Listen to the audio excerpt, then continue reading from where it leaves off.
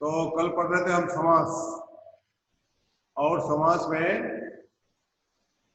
हमने अव्ययी भाव पढ़ा, तत्पुरुष पढ़ रहे थे। तत्पुरुष का समास देखने कहाँ तक पहुंचे थे हम? एडमिट करो सबको।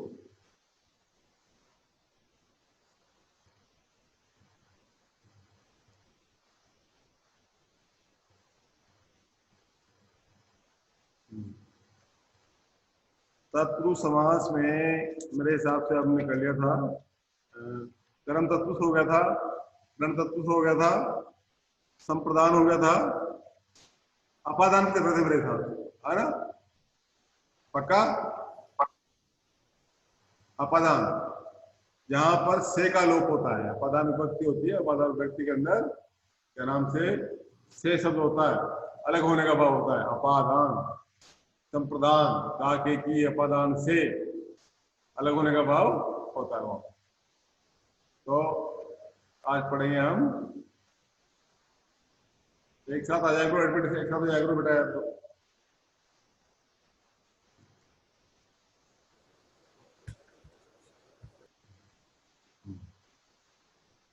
अर्थात अपादान में से,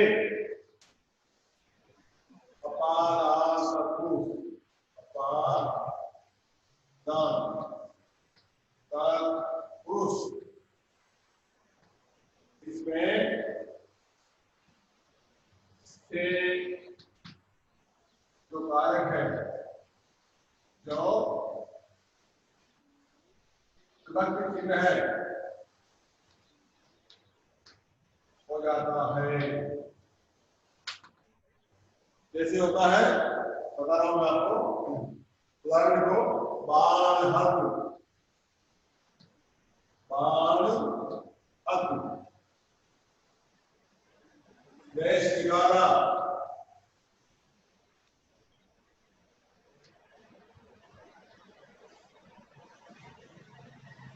गुणहीन,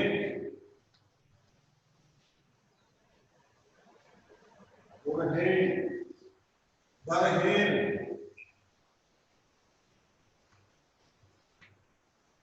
बाकी उदाहरण आप किताब में रखे बहुत सारे। तो किस प्रकार से जो चिन्ह है, जो कारक है, विभक्ति है, वो अच्छी भी होती है। इसके विभक्ति क्या नाम से करेंगे समास का, तो ये सब पाया जाएगा। जैसे बाण हस्त, बाण से मारा गया, बाण से हस्त, मारना, मारना, देश से निकाला, देश से निकाला, गुणहीन, गुण से हीन, धनहीन, धन से हीन। इस प्रकार से जहां पर आपको लगे कि से आ रहा है, और से जो विभक्ति है, से जो कारक चिन्ह है, से क्या नाम से परसर उसको बोलते हैं, ये छिपा हुआ है सबके अंदर, तो आप समझ जाएं कि यहाँ पर क्या नाम से अपादान तत्पुरुष है। ठीक है बेटा, बाकी उदाहरण आप किताब में देख सकते हैं, आप किताब में बहुत सारे उदाहरण दे रखे हैं, आप पढ़ेंगे, आप क्या नाम से अध्ययन करेंगे, तो किताबों में सब कुछ है आपको। ठीक है, बात समझ में आ रही है? सुनाई आ रही मेरी बात? ठीक है, लिख लो इसको, बाण हस्त, बाण से कौन होता है, देश निकाला, देश से कौन होता है, गुण, गुण से, गुणहीन से, और धनहीन, धन से हीन। इस प्रकार से जो से शब्द आपको से कारक शब्द से विभक्ति शब्द मिले, आप समझ जाए यहाँ पर अपादान तत्पुरुष है। कौन सा तत्पुरुष है? अपादान। लिख लिया, नोट कर लिया?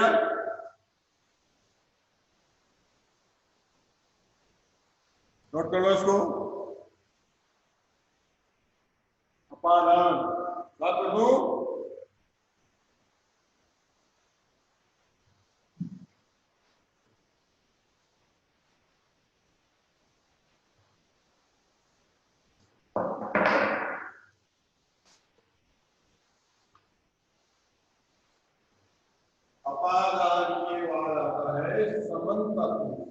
संबंध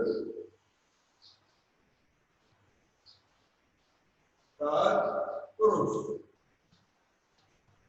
कौन सा प्रदेश के अंदर इसमें होता है का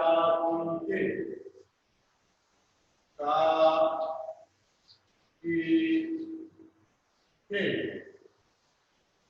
पंथों का लोप होता है का लोप होता है। तो ठीक है, ये सर 22 बच्चे बैठे हैं, आप इनको जोड़ो तो सही। जोड़ रखना जोड़ रहा हूँ मैं। नहीं सर 22 को कोई 22 यही नहीं जोड़ना तो बोले।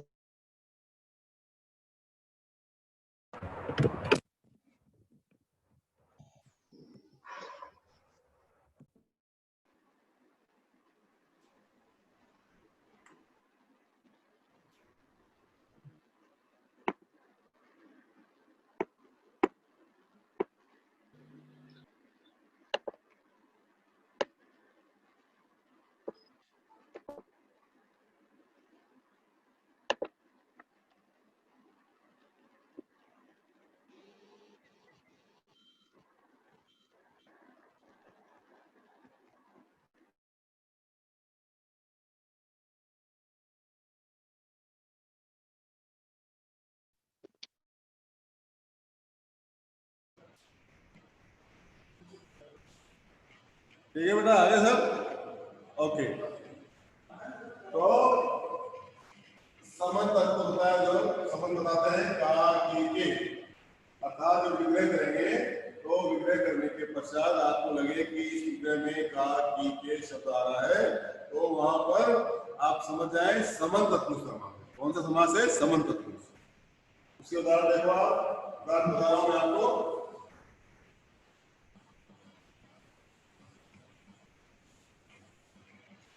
भारत रत्न, भारत रत्न, गृह स्वामी, गृह स्वामी, घर का स्वामी, जनादेश,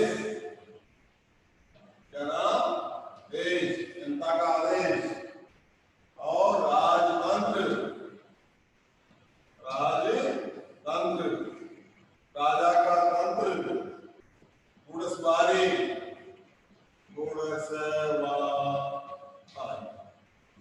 जब हमने इनका विग्रह किया, इनको अलग अलग किया, समास विग्रह किया, तो का के की शब्द आएगा।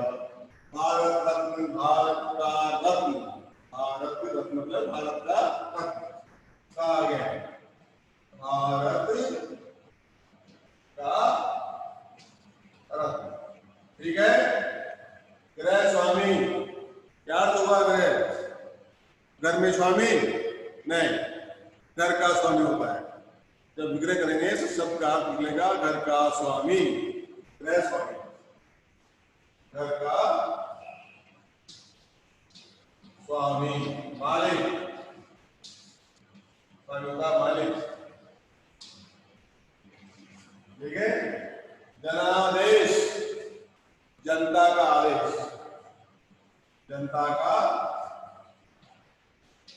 आदेश।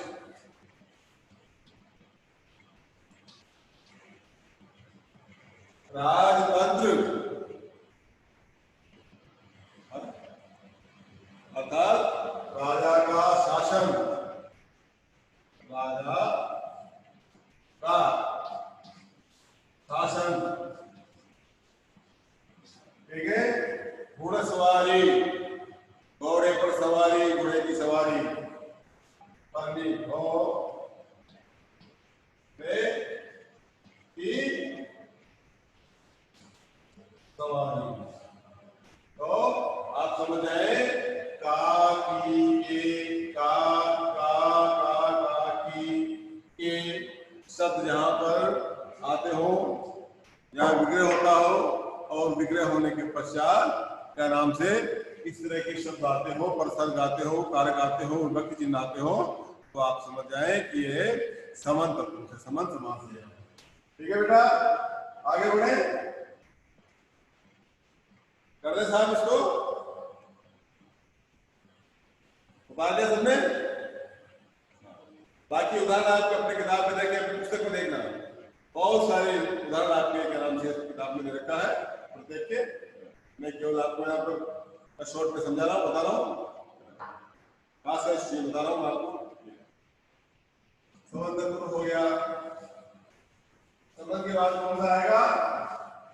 अधिकरण समास।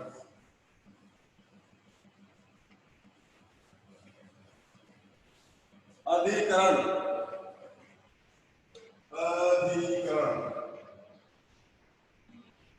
अधिकरण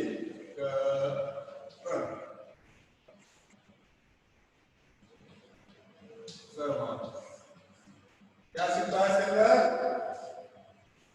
अधिकरण में क्या होगा? मैं पेपर, मैं पर शब्दों का लोप होता है, शब्दों का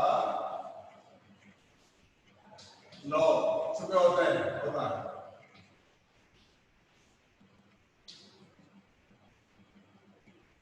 अधिकरण के अंदर मैं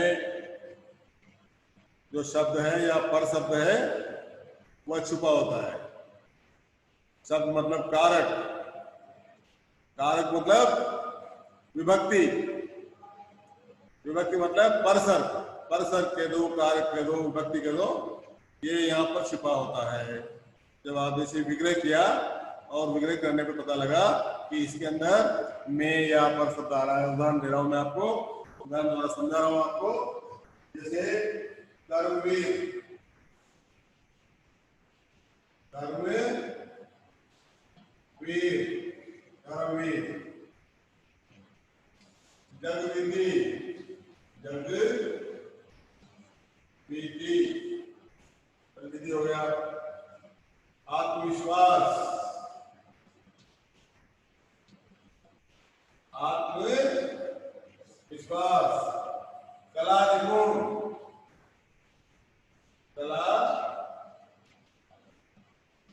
निपुण, नीति निपुण, नीति निपुण। और देख लो, अध्ययन कर,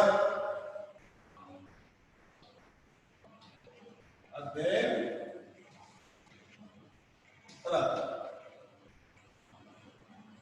विग्रह करो इनका, अलग करो।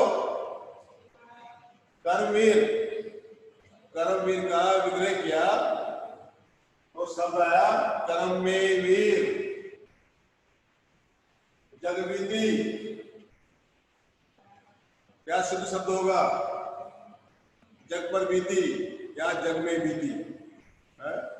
जग की बीती नहीं होता कभी, जग से बीती नहीं होता, जग में बीती, जग में बीती जो भी होता है जग में होता है। आत्मविश्वास, आत्मा पे विश्वास, आत्मा में विश्वास, विश्वास कहाँ होता है? आत्म, स्वयं के अंदर होता है। कला निपुण, कला में निपुण, अर्थात निपुण का होता है व्यक्ति किसमें होता है? कला के अंदर, कला में, कला का निपुण होता है, कला में निपुण होता है। नीति निपुण, नीति में निपुण। अध्ययन रत, अध्ययन में रत पढ़ रहा है, अर्थात इस प्रकार से ये आदमी शब्द है और शब्द आप क्या नाम से किताब में देख सकते हैं, किताब में पढ़ सकते हैं। तो ये अधिकरण समाप्त करके और हमारा जो क्या नाम से तत्व समास आज संपन्न होता है। इसके बाद हम पढ़ेंगे अगला समास। ठीक है बेटा, अगला समास पढ़ने जा रहे हैं, ये नोट कर लो। इनके जो शब्द है मैं पर, मैं पेपर, ये नोट कर लो ताकि आपका जो समास है वो तत्व समास आपके 4, 5 में 5, 6 में से स्पष्ट हो जाता है। ठीक है, कर दो साहब।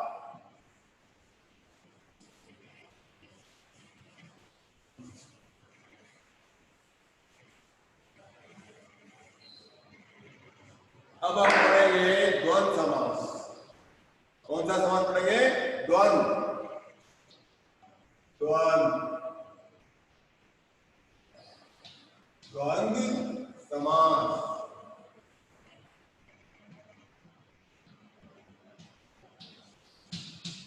द्वंद्व समास याद है आपको?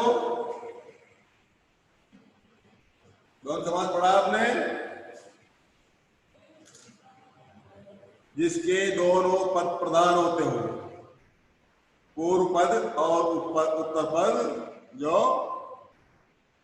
विग्रह करने पर दोनों प्रधानता हो, न कोई गौण हो न कोई प्रमुख हो, अर्थात दोनों ही प्रमुख है, वहां पर क्या नाम से द्वंद्व समास होता है।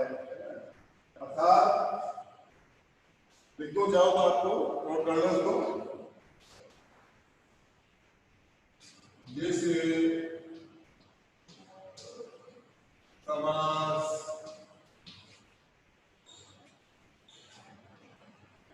और समझ पाना, सॉरी, समास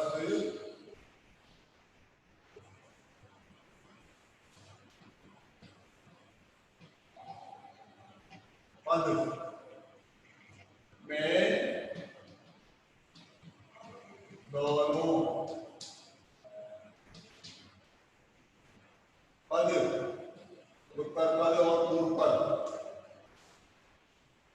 प्रधान हो, प्रधान मतलब मुख्य प्रमुख, प्रधान हो, और जिनके बीच में था, उनके बीच में, उनके बीच में क्या है शब्द और तथा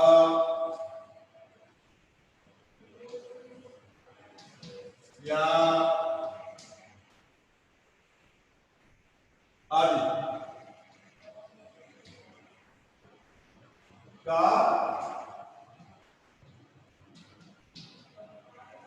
लोप हो गया हो तो वहां द्वंद्व समास होता है। द्वंद्व समास होता है, समझ गए आप?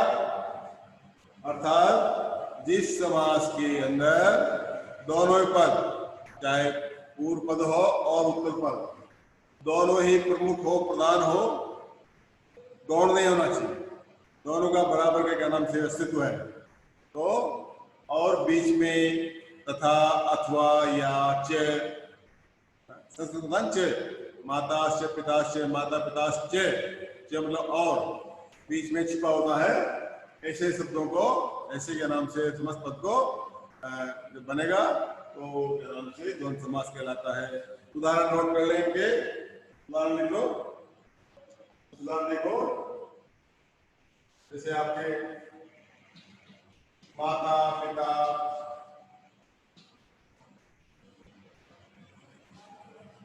भाई बहन,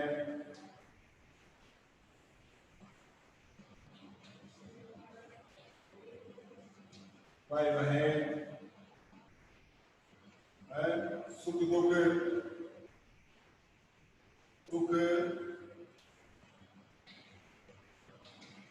दुख आता है,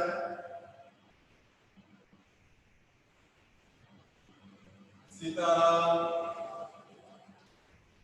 सीता राम, राधे श्याम, अनेकों अनेकों शब्द है, बहुत सारे शब्द है, आपको बहुत सारे शब्द किताबों में आपके शब्द हिंदी के अंदर जब पढ़ते हैं तो इस तरह के शब्द मिलते हैं, जहां पर दोनों ही पद प्रधान होते हैं, चाहे पूर्व पद हो चाहे उत्तर पद हो, ठीक है बेटा, और बीच में या अथवा तथा और छिपा होता है, का लोप होता है? इनको हटा दो तो शब्द बन जाएगा माता और पिता, माता और पिता, और माता और पिता, भाई भाई और बहन, भाई और बहन, सुख और दुख, जीवन में सुख भी मिलता है तो दुख भी मिलता है, बराबर नुकसान है। सीता और राम, सीता और राम, राधे श्याम, राधा और श्याम, राधा और श्याम, अर्थात इनमें बराबर का दूसरा प्रमुख है, न कोई गौण है, न कोई प्रधान है, न कोई क्या नाम से अलग अलग है। अर्थात जब पढ़ेंगे, जब विग्रह करेंगे तो दोनों ही पद इनमें क्या नाम से प्रधान पाए जाएंगे, चाहे माता हो, चाहे पिता हो, भाई हो, बहन हो, सुख हो, दुख हो, सीता हो, राम हो, राधे हो, श्याम हो, अर्थात बराबर का यह है। बड़ा सीधा, बड़ा इजी है। जैसे आप विग्रह करेंगे, विग्रह करते आपको समझ में आ जाएगा कि ये द्वंद समास है।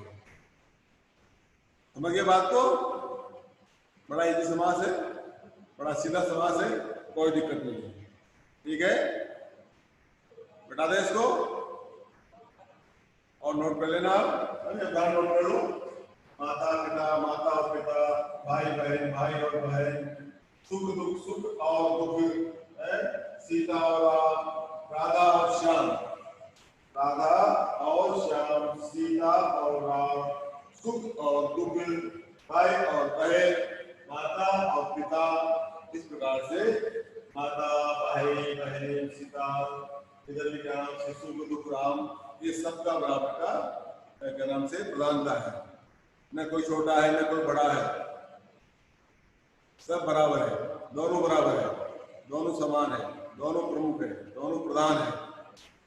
बड़ा इजी समास है, कोई दिक्कत नहीं, आराम से कर सकते हो, आराम से लिख सकते हो। ठीक है बेटा, बाकी उदाहरण आप अपने किताब से देखें, अपनी किताब में पढ़ें तो आपको उदाहरण मिल जाएंगे। ठीक है, मिटा दें, साथ पढ़ दें इसको। तो समास हो गया आपका, समास हो गया।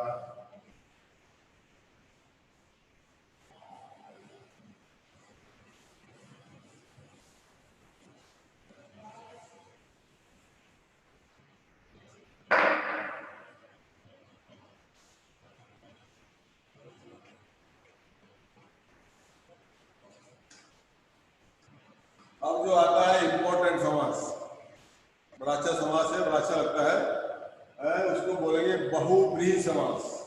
क्या कहेंगे?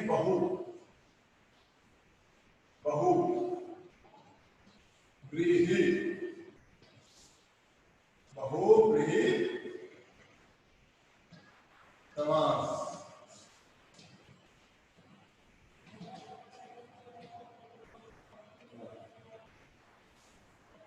बहुव्रीहि समास में दो पद होते हैं, लेकिन दोनों ही पद गौण होते हैं। दोनों पदों का कोई मतलब नहीं है, जो अर्थ निकलता है वो तीसरा अर्थ निकलता है। अर्थात इसकी परिभाषा है, जिस समास में क्या नाम से कोई भी पद प्रधान हो, नोट कर लो, जिस समास पद में जिस समस्त पद में कोई भी पद प्रधान अर्थात मुख्य न हो, प्रधान न हो,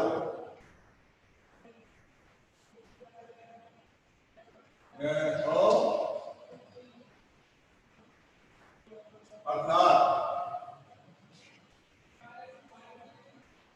समास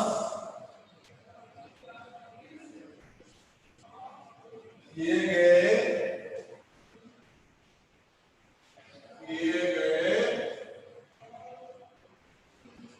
दोनों पद दोनों पदों को छोड़कर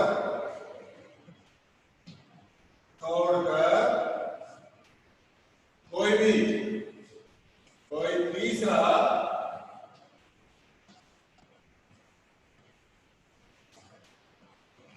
या अन्य अर्थ लिया जाए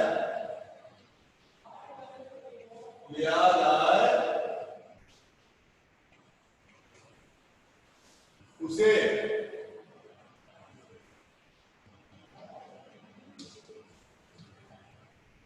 बहुव्रीहि। कौन सा? बहुव्रीहि समास कहते हैं। बड़ा अच्छा सीधा हुआ है, इसका समास कहते हैं। जब समास पढ़ा, समस्त पद पढ़ा और हमारे बात समझ में नहीं आई कि ये दोनों पद जो है इसके वो क्या नाम से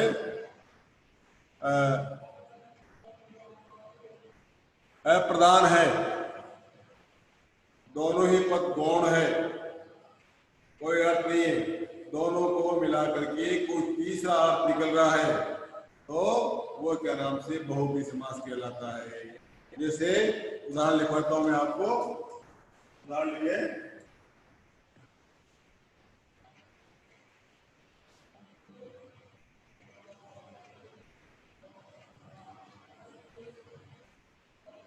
चक्रधर, पीतांबर,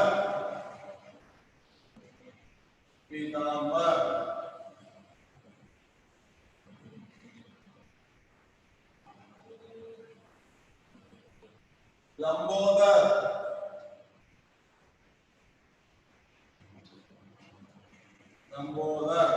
लंबा उदर,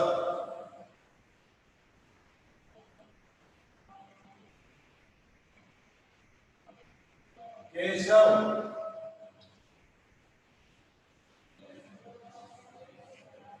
और लिख लो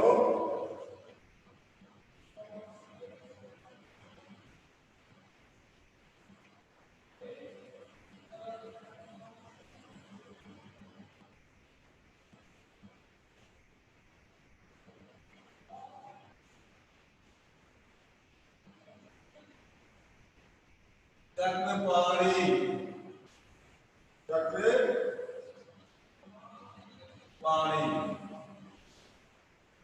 इनके विग्रह करो, इनके। चक्रधर अर्थात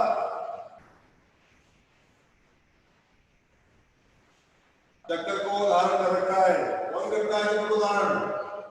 जिसने चक्र को धारण कर रखा है क्या है? अर्थात विष्णु। चक्र से कोई मतलब नहीं है, धर से कोई मतलब नहीं है, लेकिन अर्थ निकलेगा विष्णु। तीसरा अर्थ या अन्य है विष्णु। चक्र किसको कहेंगे? विष्णु भगवान को, जो चक्र को धारण करता है। तो चक्र को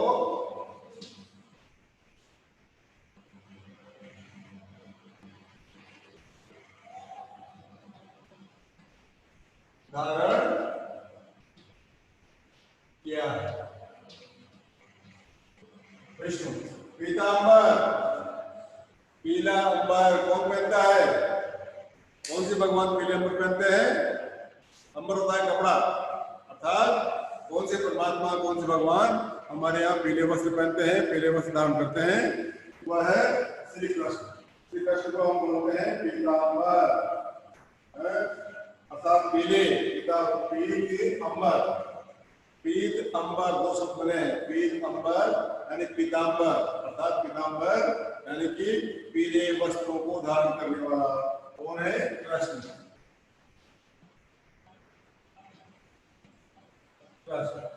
अर्थात पीले है जिसके पास पीले है।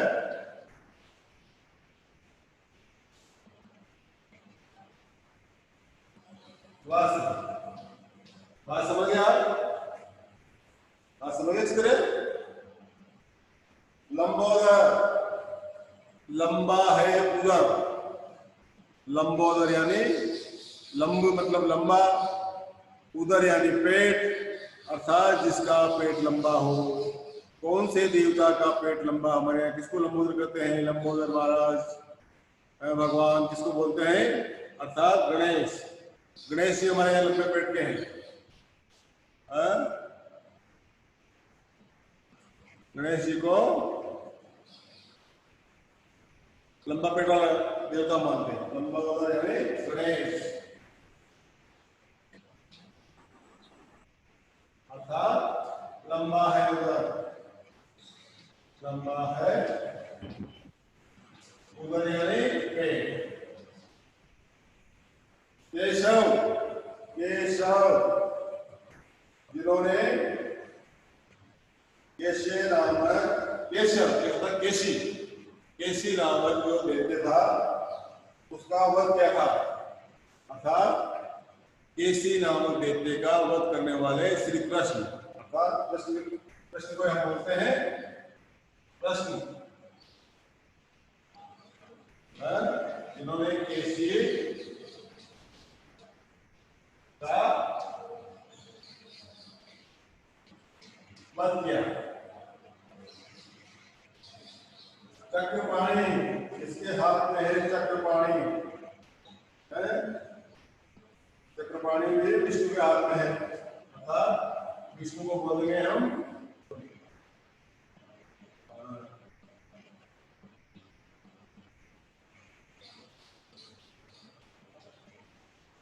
विष्णु। इनके हाथ में है चक्र, चक्रपाणी। ठीक है बेटा, तो ये बहुव्रीहि समास भी आपका पूरा हो गया है। और बाकी उदाहरण आप किताब में देखना, किताब में पढ़ना, तो सारे आपको समास के जो उदाहरण और इनकी जो परिभाषाएं हैं, इनकी जो लोप होता है, ये पढ़ना, आपको पता पड़ जाएगा, आपको समझ आएगा। समास में कोई ऐसी बात नहीं है, समास तो आप पढ़ते आए हैं, शुरू से पढ़ रहे हैं, समास सीधे हैं, कोई दिक्कत नहीं है। अब अपने पास 10 मिनट का गैप है, 5 मिनट का गैप तो 5 मिनट बाद फिर आते हैं, मिलते हैं। ठीक है, तब तक थोड़ा रेस्ट कर लो 5-10 मिनट।